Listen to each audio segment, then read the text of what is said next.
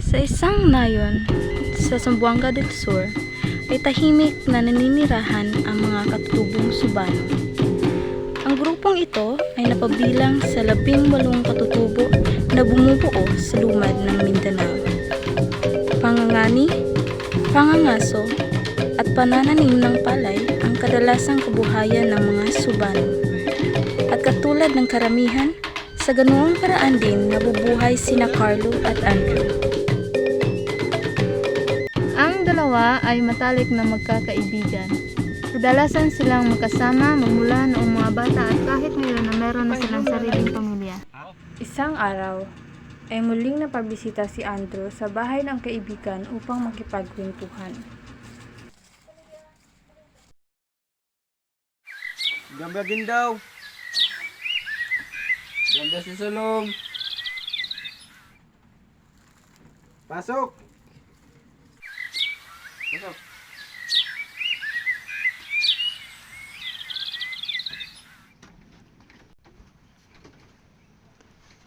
Ito pala ang aking anak na si Heraya. Tara, pasok.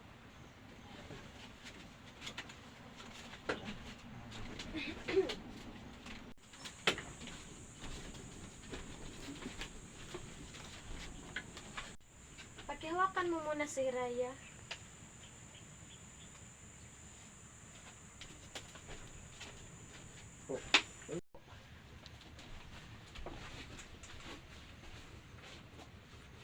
Kaya ganda naman ng inyong anak. Siyempre, nagmana sa akin, pre. Ang usapang iyon ay naging daan sa planong pagpapakasal ng kanilang mga anak kapag ito ay nasa tamang edad na. Lumipas ang panahon, lumaking masunurin ang mga anak ni Carlo at Andrew.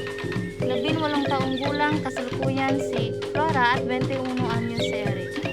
Sukat na sa edad ng kanilang napagkasunduan kung kaya't inutusan ni Carlo ang tagapamagitan na ipaalam sa pamilya ng kaibigan na maaari na silang mamanhikan.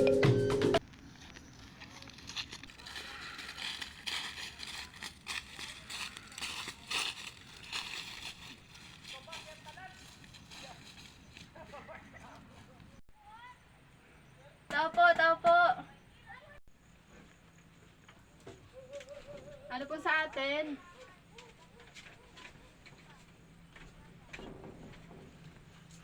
Napasabi po ni Andrew na maaari na daw po kayong mamanhikan.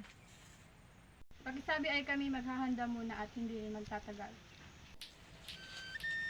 Lumipas ang ilang minuto, dumating na rin si Eric at kanyang ina na si Judy, dala-dala ang limi-limi o dowry sa Ingles.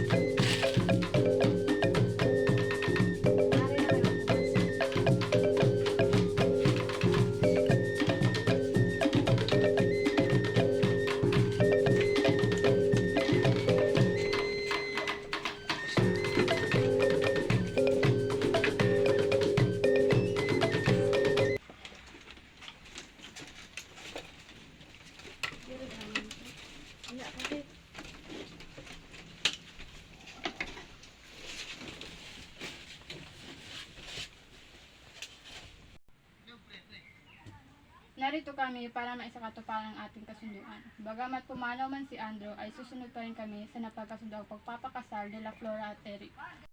Kami naman ay alam anyong pakay at walang tutol na sa sangayon sa inyong pamamanhikan. May naisip na ba kayong petsa sa kasal? Napag-usapan namin sa pamilya na maaari sanang 3 buwan mula ngayon. Para naman kami ay makapaghanda ng maayos, iyon ay kung papayag kayo. Walang problema iyan, makapaghihintay naman kami. Masusunod kung iyan ang inyong desisyon.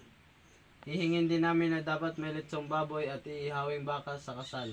Walang problema at iyan din ang aming plano. At ngayon na pagkasunduan na natin ang mga bagay-bagay, aasahan namin na sa susunod na 3 buwan ang kasal.